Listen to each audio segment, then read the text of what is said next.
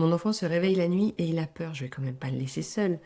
Est-ce qu'il faut à tout prix apprendre à un enfant, pas un bébé bien sûr, mais est-ce qu'on peut apprendre à un enfant à se rendormir seul, même quand il a peur? Et ne pas répondre présent au réveil nocturne d'un enfant, c'est un peu raide, non? Si vous vivez actuellement avec un bambin, c'est-à-dire un enfant à partir de 3 4 ans, si vous vivez encore des réveils nocturnes qui interrompent le sommeil de votre enfant et le vôtre, cette vidéo pourrait vous intéresser. Peut-être que vous avez autour de vous des grands-parents ou des professionnels qui vous disent: «Oh bah c'est bon, il est grand, dites-lui qu'il ne doit pas vous réveiller puis il va comprendre.» Ou bien dites-lui qu'il doit rester dans son lit et se rendormir seul maintenant qu'il est grand. Mais ces conseils, ils sont souvent difficiles à suivre parce qu'on se dit: «Je vois bien qu'il a peur, que c'est pas un caprice.» Et puis aussi, après tout, quand il y a un enfant qui se lève la nuit, mais calmement, qui vient nous trouver et qui se rendort facilement parce qu'on l'a raccompagné dans son lit ou parce qu'on le laisse dormir avec nous dans le grand lit, oui, notre sommeil il est interrompu, mais bon, ça prend quelques instants, zéro crise en pleine nuit. Donc dans cette situation, on est vite partagé sur ce qui pourrait être la meilleure option. Et les conseils, ils sont assez difficiles à appliquer. C'est une discussion que j'ai eue récemment avec une famille en consultation. Leur aîné, il a 4 ans, il se réveille 1 à 2 fois par nuit, et le petit de 2 ans aussi.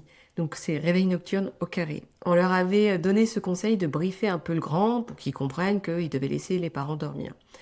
Mais pour la maman, c'était difficile d'appliquer ça, sans se dire qu'elle allait laisser seule son enfant avec sa peur. Donc leur grand, qui est pas si grand, il venait les rejoindre dans leur lit, et parfois il leur accompagnait, parfois il le laissait, même si ça prend un peu de place, un bon bain dans un lit, mais il le laissait dans leur lit, et au moins il se sentait présent pour tout le monde, le petit, le grand. Et petite précision, je dois ajouter que après avoir vu le médecin, il y avait une suspicion de cause physiologique qui pourrait expliquer ces réveils et que ça pouvait être une apnée du sommeil. Ça compte. Ça compte parce que ça nous a aidés à nous mettre vraiment à la place de l'enfant. Et la question qui a émergé, elle a été un tournant dans notre compréhension de la situation. Un tournant d'abord pour le vécu de la maman. Elle nous a ouvert beaucoup plus de pistes que il semblait au premier abord. Et cette question, c'était: et si c'était pas la peur ou un sentiment d'insécurité qui le réveillait, mais le fait d'être réveillé en pleine nuit qui créait cette peur? Et là, ça devenait beaucoup plus facile de se rassurer, dans le sens où c'est assez normal, naturel, de se sentir un peu déboussolé, voire d'avoir peur, d'être inquiet quand on se réveille en pleine nuit, quand tout le monde dort, qu'il n'y a plus un bruit et que c'est l'obscurité dans toute la maison. Ça a changé beaucoup de choses pour la maman notamment. Elle avait des scrupules en fait. Elle avait l'impression d'être en train de jouer un mauvais tour à son enfant si elle se rendait pas immédiatement disponible au moment où il se réveillait la nuit. Elle voyait qu'il était apeuré, elle se disait: il a peur, je peux pas le laisser comme ça. Et bien sûr, elle était fatiguée, mais pour elle, c'était plus supportable de se réveiller que de pas répondre aux sollicitations de son aîné la nuit. Et donc voir les choses sous cet angle, c'est pas la peur qui le réveille, mais la peur parce qu'il se réveille en pleine nuit. Cet angle-là, il nous a permis d'imaginer une façon d'accompagner l'enfant qui respecte ça.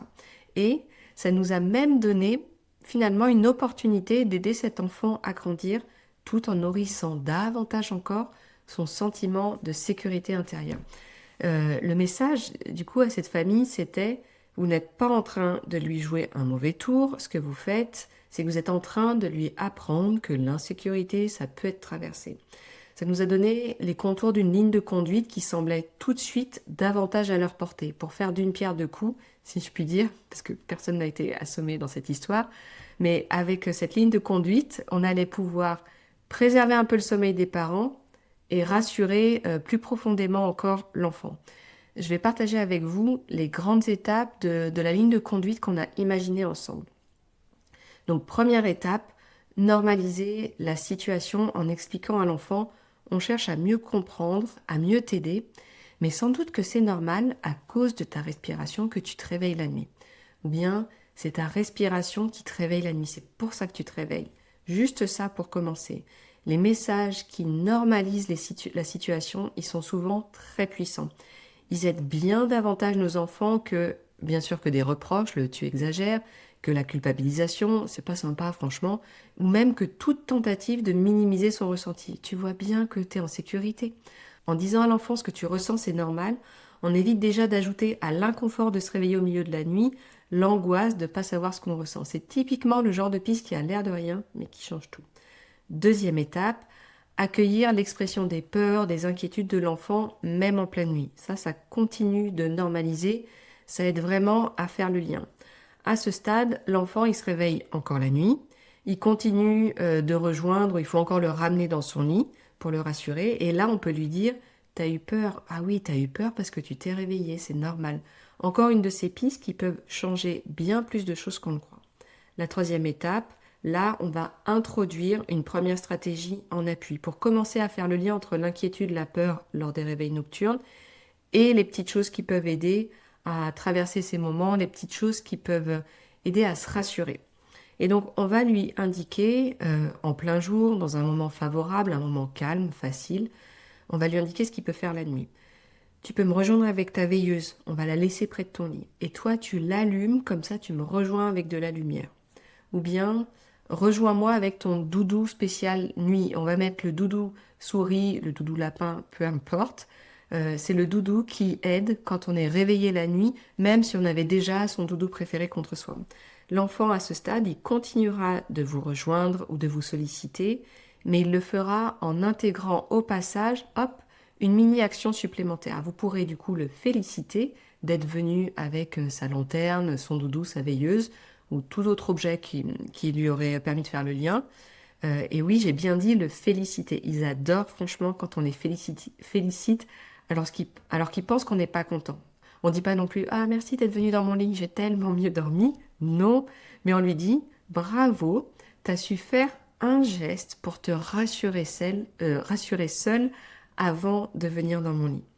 Quatrième et la dernière des étapes, on commence à essayer de voir si la mission de d'abord allumer les veilleuses, d'abord prendre le doudou souris, le doudou lapin, dans la panière spéciale réveil là qu'on a installée près de son lit, on commence à voir si une de ces missions pourrait commencer à suffire à le rassurer. Et petit détail qui fait la différence, à ce stade, on tente cette mission parce qu'on l'a déjà mis en réussite par les bravos de l'étape 3. Donc en avançant tout doucement de cette façon, on crée non seulement beaucoup de réassurance, mais en plus on autonomise l'enfant tout doucement. On l'aide à se doter de stratégies qui sont à sa main, qui lui permettent de se sentir en sécurité, même dans sa propre chambre, même quand on n'est pas près de lui. On n'est pas en train de le laisser seul avec sa peur, on est en train de l'aider à grandir.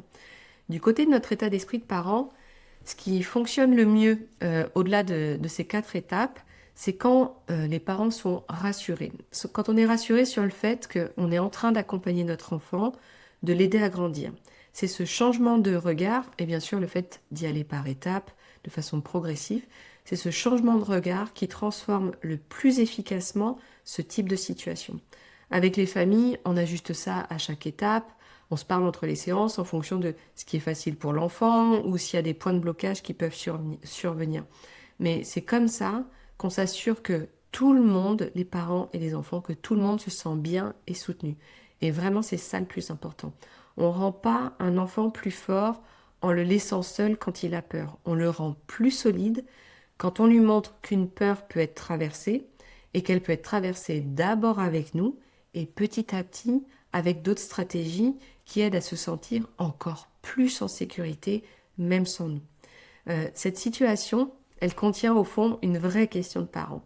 Et très souvent, ce qui transforme les choses, c'est pas une technique de plus, mais c'est ce changement de regard. Et je vous dis à très bientôt pour une autre question de parents.